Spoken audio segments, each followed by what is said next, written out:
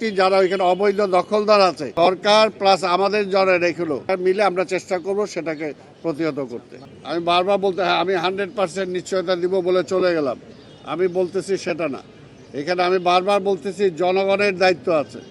কোথাও যদি কোনো কিছু হয় জনগণ সেটাকে ধরতে হবে, বলতে হবে এই কাজটা ঠিকমতো হয় নাই। বা একটা নাগরিকও যদি হঠাৎ করে তার দায়িত্বটা অবহেলা করে তাকেও কিন্তু আরেকটা নাগরিক ধরাই দিতে হবে যে আপনি এটা করেন না। আপনারা দেখেন, এটা খাল বিলের কথার জন্য বললাম। আমি আজকে হকারদের কথাটাই বলি। মনে করেন যে এক জায়গায় আমি হকার মুক্ত করলাম, করে আমরা চলে গেলাম, আবার 2 ঘন্টা পরেই কিন্তু সেখানে আবার হকার চলে আসতেছে। অর্থাৎ এই ব্যাপারটাই বলতেছি, আমাদের যৌথ সহযোগিতা লাগবে। জনগণ, সিটি কর্পোরেশন যৌথভাবে যদি আমরা চেষ্টা করি, আমরা হকার মুক্ত করতে পারবো, আমরা জলাবদ্ধতা মুক্ত করতে পারবো, আমরা মশক মুক্ত না, মশককে আমরা নিয়ন্ত্রণ করতে পারবো। আমাদের এটা তো বললামই আমি, এইটা এখান থেকে শুরু হবে।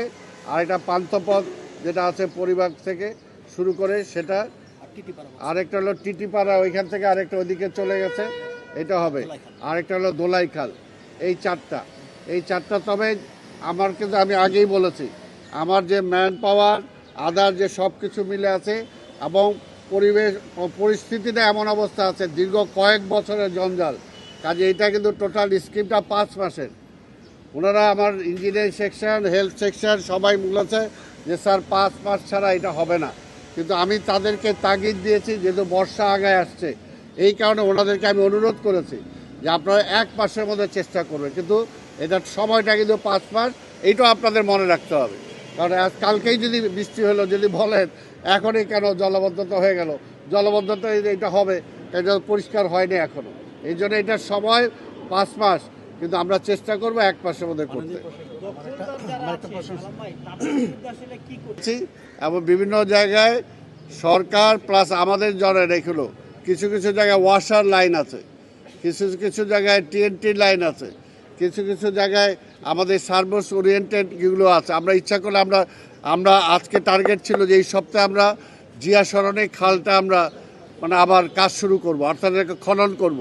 কিন্তু ওটা আমাদের কালকে চিফ অফিসার সহ সবাই সিনিয়র অফিসাররা পরিদর্শনে গিয়েছিলেন।